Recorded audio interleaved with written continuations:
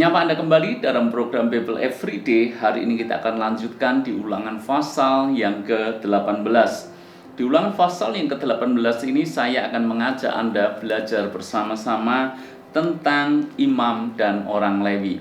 Bapak Ibu Saudara semuanya, seperti yang kita tahu bahwa imam dan orang Lewi atau suku Lewi, mereka adalah orang yang memiliki peran yang sangat penting dalam kehidupan bangsa Israel pada waktu itu. Betapa tidak, suku Lewi inilah yang menyelenggarakan seluruh peribadatan di Israel. Suku Lewi lah yang mengajarkan Taurat, yang membuat banyak hal ketetapan-ketetapan tentang Taurat yang harus dilakukan oleh seluruh umat Israel supaya ada tatanan rohani yang benar. Lalu kemudian juga bahwa suku Israel inilah yang namanya Lewi, suku Lewi inilah yang membuat kehidupan rohani bangsa Israel terjaga dengan baik. Dan sebagaimana kita tahu bahwa ketika umat Israel memiliki kehidupan rohani yang sungguh-sungguh dengan Tuhan, kehidupan rohaninya terjaga dengan baik, maka kesejahteraan pun akan mengikuti bangsa ini. Dengan kata lain, bahwa peran orang-orang Lewi sungguh tidak bisa diabaikan, memiliki peran yang sangat penting, memiliki kontribusi yang sangat penting, bahkan lebih penting mungkin daripada suku-suku yang lain. Tetapi menariknya adalah kalau kita membaca ayat yang kedua. Di dalam ayat yang kedua dikatakan seperti ini: janganlah ia mempunyai milik pusaka di tengah-tengah saudaranya. Tuhanlah milik pusakanya, seperti yang dijanjikannya kepadanya. Bukankah pada prinsip umumnya orang yang berkontribusi besar dia akan mendapatkan bagian yang besar. Orang yang punya peran penting dia juga akan mendapatkan sesuatu yang lebih banyak dibandingkan dengan yang lain.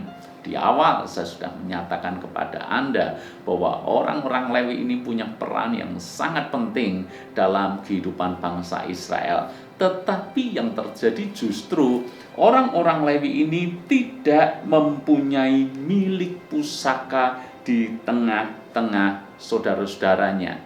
Jadi ada 12 suku Israel, satu-satunya yang tidak punya tanah pusaka adalah Lewi. Kenapa Ibu Bapak Saudara semuanya? Bukankah ini terlihat tidak adil?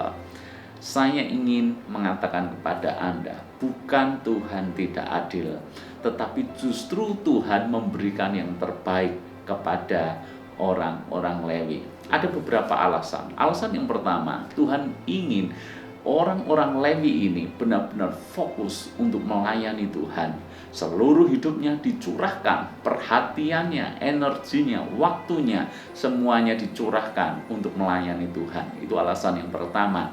Alasan yang kedua, bahwa Tuhan menjanjikan sesuatu yang sebetulnya lebih besar dibandingkan dengan apa yang diterima oleh suku-suku yang lain. Suku-suku yang lain hanya menerima tanah pusaka.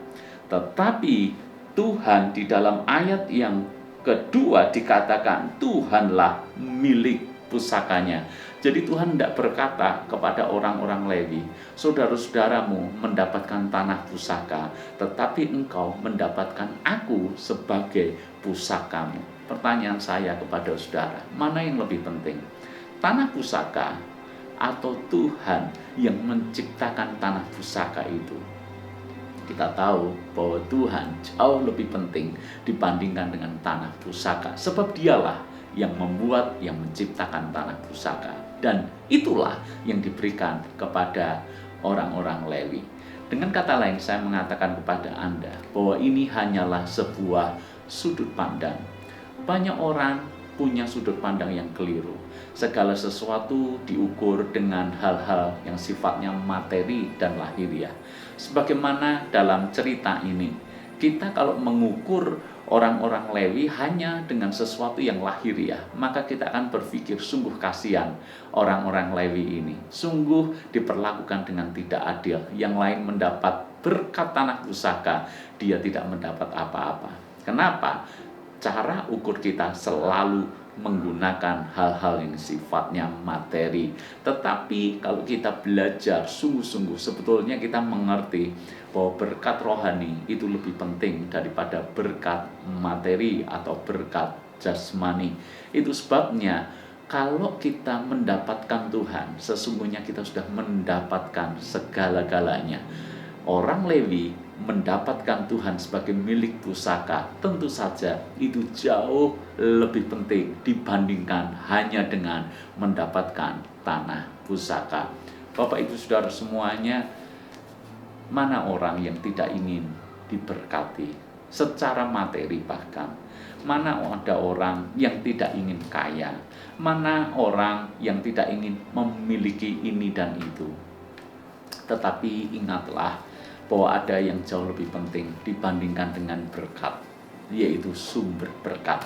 Tuhanlah sumber berkat. Kalau kita sudah mendapatkan Tuhan sebagai sumber berkat, maka berkat secara otomatis akan dialirkan, karena berkat itu datang daripada sumber berkatnya.